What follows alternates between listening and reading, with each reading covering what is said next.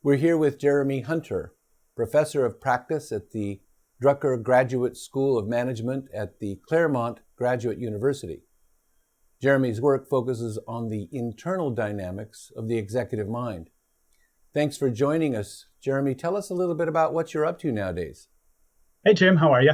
The biggest thing I'm up to right now is taking care of our newborn son, who came 2.5 weeks ago. So I get to practice changing diapers joyfully over and over again, which it seems like 5-minute intervals. So that's what's going on right now.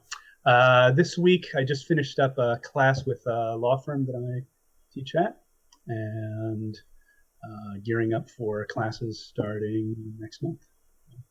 So your work involves both work at the graduate university and also in the private sector. Can you tell us a little bit more about the routine work that you're up to currently? Let's see. At the Drucker School, I developed a series of classes about 13 years ago, focused on the executive mind, which have mindfulness at the core of what they do.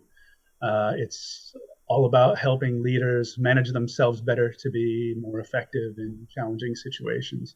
We now have 21 weeks of mindfulness-based executive programming in our executive management program.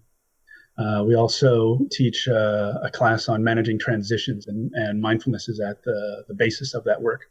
So that's what's coming up for the spring. In different educational contexts, my stalwart partner, Lily Powell at the University of Virginia's Darden School of Business, and I developed the Leading Mindfully program in their executive education program. We will teach that next May. I will also lead some executive education programs at the Weatherhead School of Management at Case Western Reserve. And we'll have a number of different, very exciting, interesting collaborations coming up in 2016, one with Tara Healy with one of the world's largest banks, which I think is going to be a lot of fun. I'll have work doing work with the leadership team of one of the national laboratories. I'll have work with a very progressive accounting and finance firm in the Valley, and that's Silicon Valley. I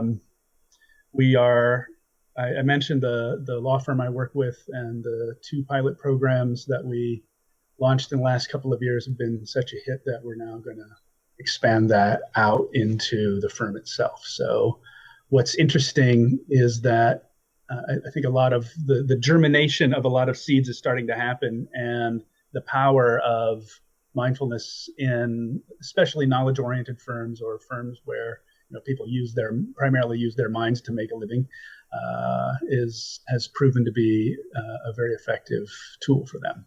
So there's a lot going on in terms of conferences. International conference in Norway on I think compassion in society in October.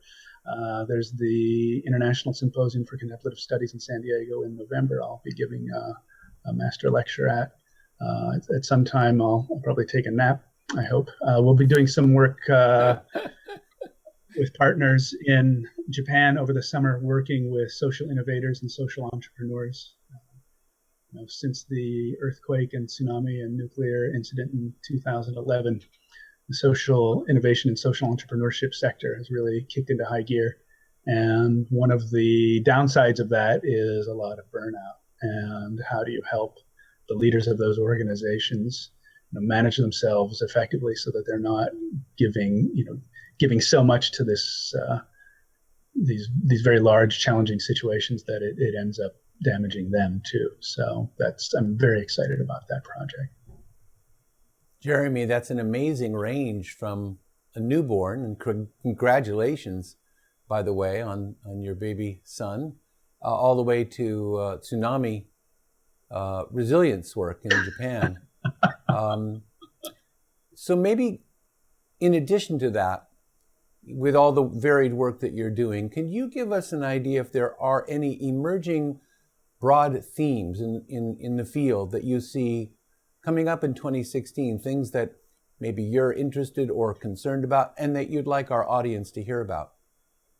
Yeah, I think that, this whole issue of bringing mindfulness into the workplace has gotten a lot of press. and that it is now in, I think, an early maturation phase. The kind of tentative interest phase is now, I think, passing, and now a lot of different organizations are really quite quite interested in implementing this. And one of the issues of that around that is how you educate your customer to be a good customer in a way, to make wise choices about who they work with. And I think I'll be doing some writing around that and help educate customers about what are the questions you need to ask your mindfulness provider to make sure you're getting what you want, and to make sure that what you're bringing into your firm is in alignment with your own strategic priorities and your people's readiness to do this kind of work. I think there are a lot of subtleties and sensitivities that need to be brought to bear with it. And oftentimes, because it's so new and people are in an exploratory mode, they don't necessarily know what are the right questions to ask. And so one of the things I'll work on in the early part of this year are a kind of set of guidelines or inquiries that a potential customer will want to make to their mindfulness provider. That's great. From our conversations, we share your concern about that, and we'll look forward to that work, to see your work on that in 2016. And my last question following that is, what would you like to see Mindful do in 2016 to help support your work and the developments in the field? Well, first, let me say that, hats off to you and Barry and the whole team for what you've done with Mindful. Successfully finished, I think, the fourth year now. And Mindful has become a really important resource for me and even my own family. My mother reads it, which is kind of actually quite shocking to me that my mother reads Mindful magazine, never having expressed any interest in this topic ever before. But so I think it says something about the skill with which you can bring this topic to a wide audience and help people feel comfortable with what might seem like kind of exotic strangeness to some. And I think what you do is make it so accessible and so human that how can it not be the success that it's become? So how can you? So my encouragement would be to just keep doing what you're doing. Tell really great stories, and let's keep going. Thank you, Jeremy.